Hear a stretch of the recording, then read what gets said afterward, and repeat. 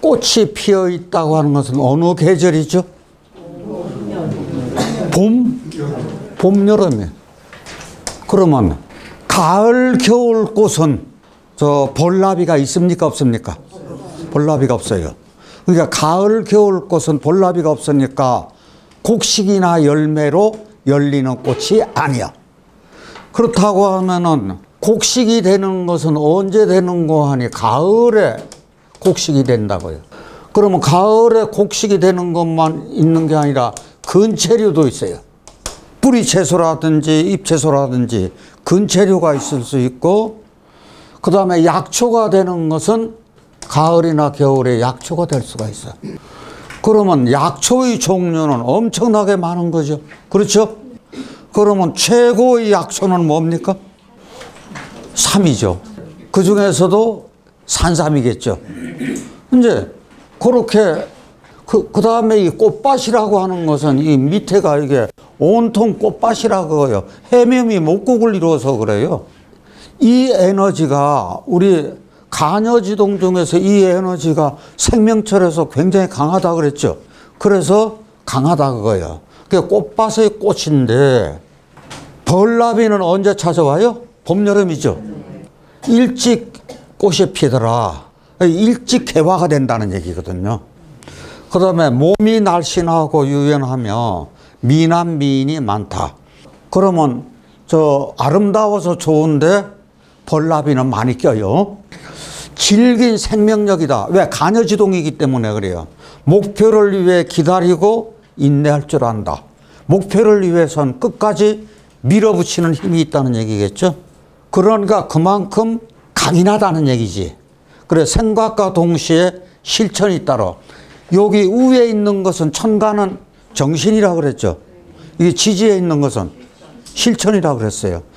그러니까 나 공부해야지 그러면은 저 천천히 시작한다는 거요. 생각과 동시에 시작한다는 얘기. 생각과 동시에 시작한다는 얘기. 그럼 간여지동이 다 그렇다는 얘기. 그 다음에 을목이 묘월이라도 그런 뜻이 강해진다 그거지. 네. 자, 형제, 친구, 동료 및 경쟁자. 그러면 이게 을묘인데 예를 들어서 이게 갑이 있다 그러면은 이 묘가 요건 겁재고 요건 비견이잖아요. 형제, 친구, 동료 및 경쟁자들이 좋은 관계를 유지하는 데 노력이 필요해요. 왜? 내가 너무 강해. 이들과의 금전거래는 금물이다 그랬는데 왜 이들과의 금전거래는 하면 안 돼요. 왜냐하면은 잘못하면 돈 벌어오면 비견겁제가 이게 그쪽으로 뺏긴다는 얘기예요. 그러면 우리가 이것을 반대로 생각 한번 해보자고요. 이럴 때는 내가 굉장히 강할 때요. 그런데 내가 약할 때는 비견겁제가 나한테 필요해요? 필요하지 않아요? 필요하죠. 그러면 내가 약한 사람이 돈과 명예를 얻어서 성공을 했어. 그러면 누구의 도움을 받고 성공을 한 거예요? 비견겁제예요. 그러면 저 비견겁제가 벌어갈 돈을 누가 차지한 거예요? 내가 가진 거예요. 그러면 내가 베풀어야 돼? 안 베풀어야 돼? 내가 베풀어야 된다고요. 근데 자기 혼자 다 가지려고 그러면은 어떤 문제가 생겨? 명예도 잃고 돈도 잃고 나중에는 사람까지 다 잃는 거지. 그래서 제가 이럴 경우에 자꾸 베풀면서 살아라는 얘기죠. 남에게 간섭받는 것을 매우 싫어해. 왜 그런가 하니 을묘가 간섭을 받는다는 것은 금의 기운도 간섭을 받고, 그런데 이게 신약할 때는 나쁘잖아요. 아니 내가 을묘가 목이 신약한데 금이 와서 꺾으면 안 되죠. 그런데 이게 굉장히 강하면 금이 오면 어때요? 아, 금이 와서 간벌해주면 좋잖아요. 그런데 수가 수생목 해주는데 내가 약할 때는 인성 좋아요 나빠요? 좋죠. 약할 때는 수도 좋고 목도 좋고 좋다 이게요. 그러면 이것이 남에게 간섭받는 것을 싫어하는데 대부분의 사람들이 간섭받는 거 싫어해요. 약한 사람들도 간섭. 한두 번은 괜찮아도 어머님이 지속적으로 간섭하면 그 아이들 아주 싫어하잖아요.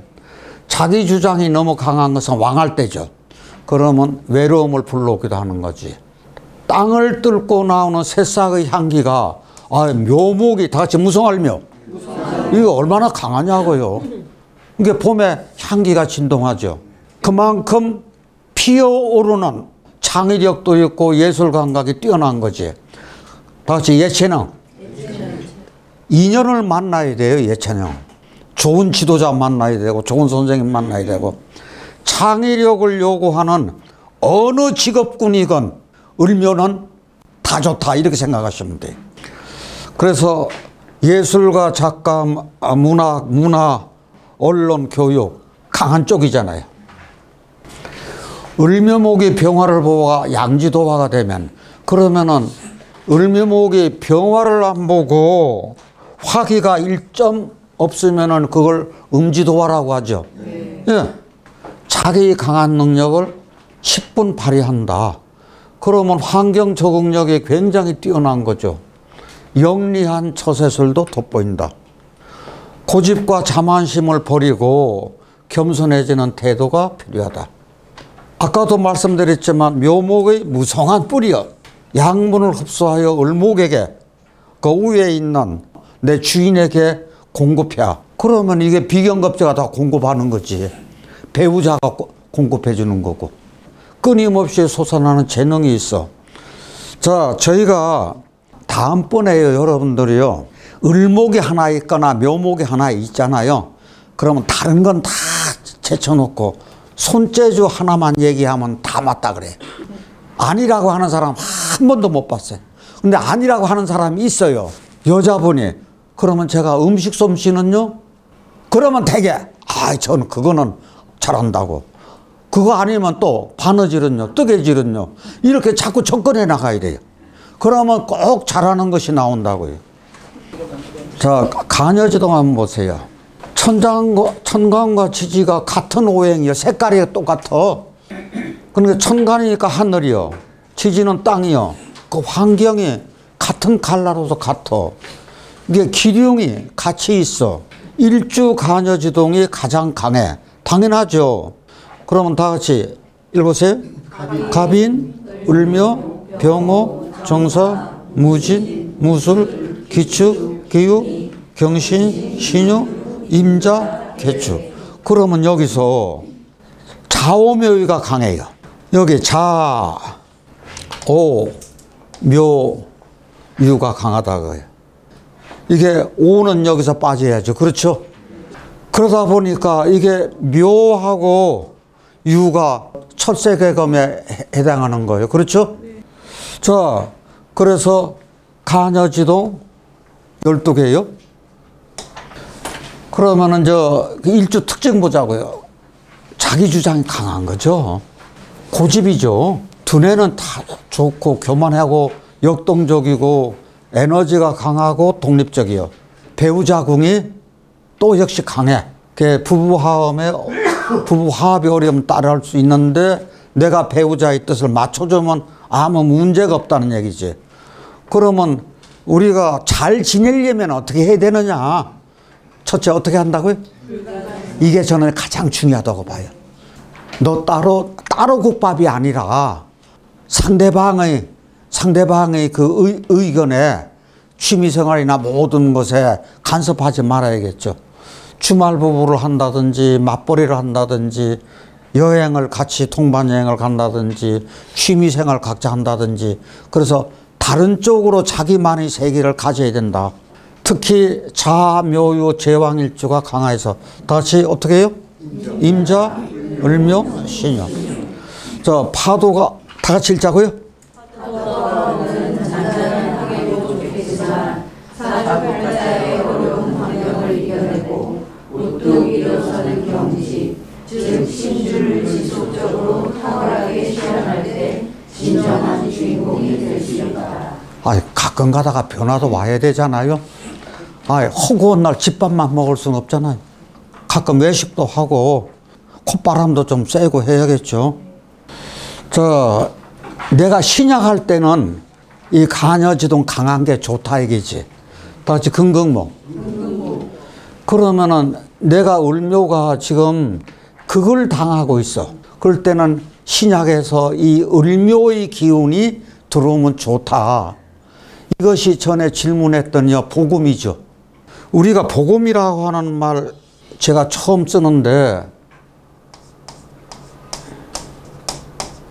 이게 엎드릴 복작인데 엎드린다는 것은 항복한다는 뜻이 있어요. 다시 항복할복.